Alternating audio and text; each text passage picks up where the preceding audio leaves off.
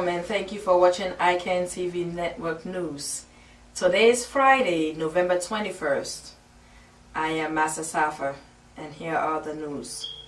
Temporary protected status designation for Liberia, Guinea and Sierra Leone. Due to the outbreak of Ebola virus disease in West Africa, Secretary of Homeland Security Jah Johnson has announced his decision to designate Liberia, Guinea and Sierra Leone for temporary protected status for 18 months. As a result, eligible nationals of Liberia, Guinea and Sierra Leone who are currently residing in the United States may apply for TPS with U.S. citizenship and immigration services.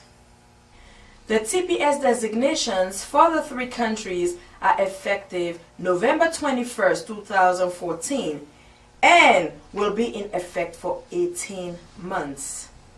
The designations means that eligible nationals of Liberia, Guinea and Sierra Leone and the people without nationality who has habitually resided in one of these three countries will not be removed from the United States and are authorized to work and obtain an employment authorization document.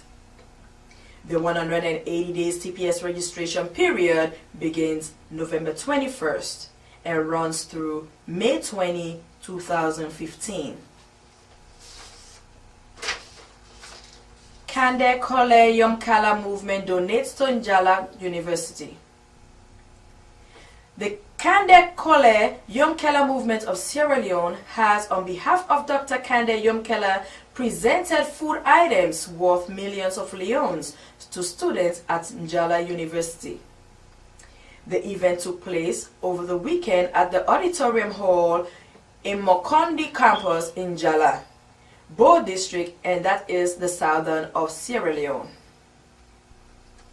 In his presentation, National Coordinator of the Students' Wing at Furobe College, Moses E. Ncisse, said the donation is part of Dr. Yomkala's support towards the students in the ongoing Ebola fight in the country, especially those students residing in the campus from Kenema and Kailahun respectively.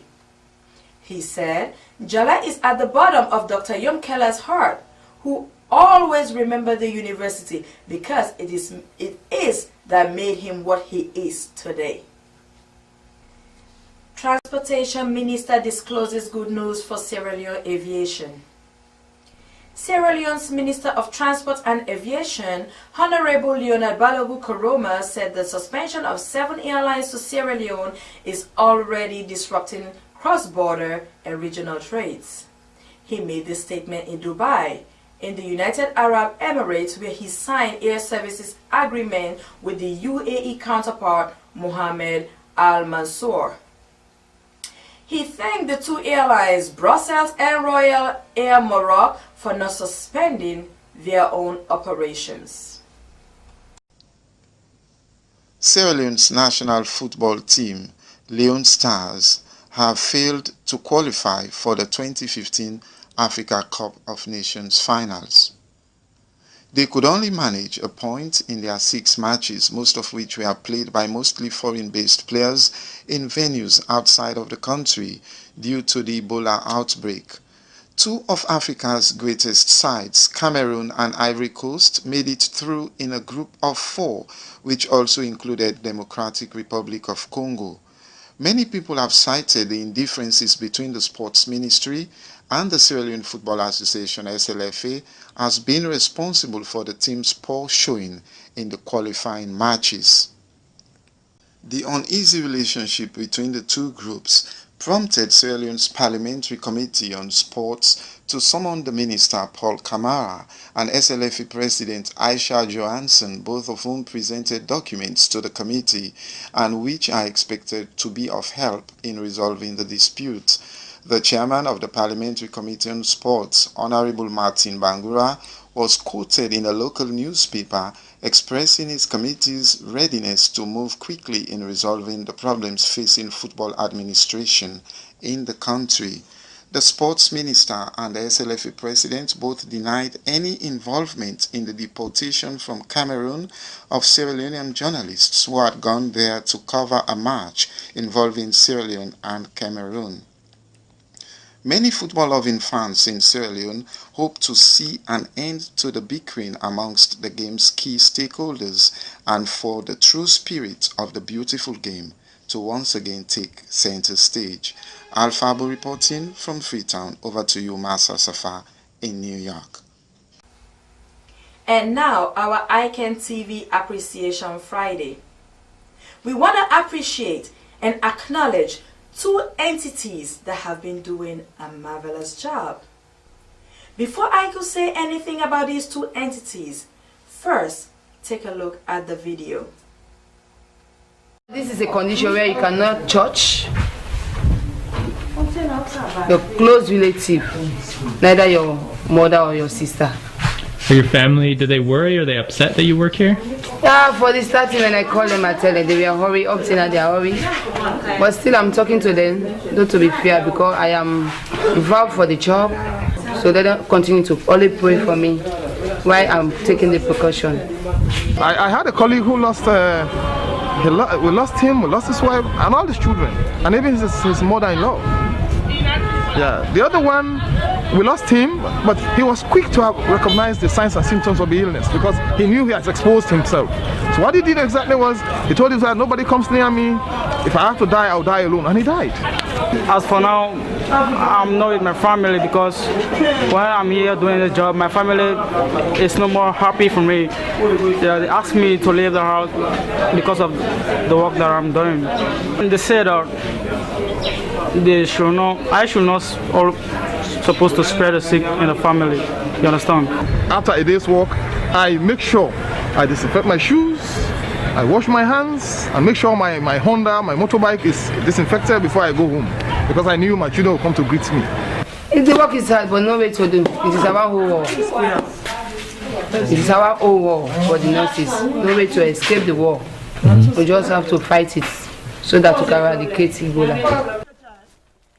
It's dirty and dangerous work. Right across Sierra Leone, teams of impromptu undertakers seek out the bodies of Ebola victims and bury them. By ridding their neighborhoods of the highly contagious corpses, they're carrying out a vital public service. We use personal protective equipment, and then we use gloves, and then we use boots, chlorine. It's very risky, that's one, and then it's a voluntary job to save our country. Just north of the capital Freetown, this village has notified authorities of a death from Ebola. After disinfecting the area, the gravediggers can begin their work, retrieving and then burying the body.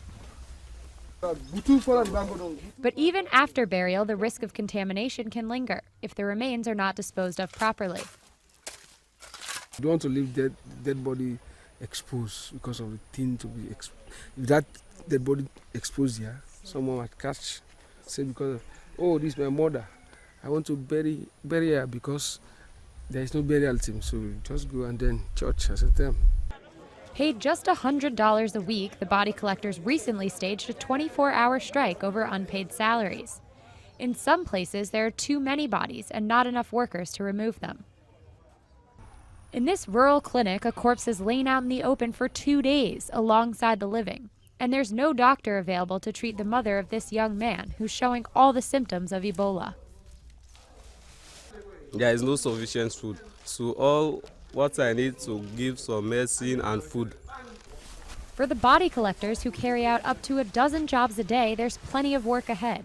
With at least 2,700 people infected with the Ebola virus, Sierra Leone remains the eye of a storm that continues to sweep across West Africa.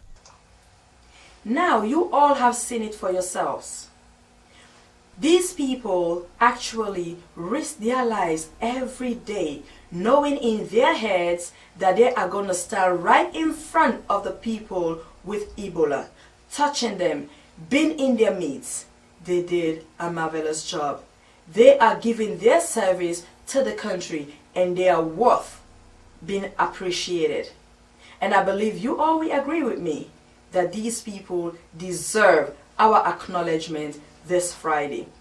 Bravo to all nurses in Sierra Leone who are at the front line, risking their lives, getting in contact with the patient. And bravo to all those who picking up the cups every single day of those who died out of Ebola.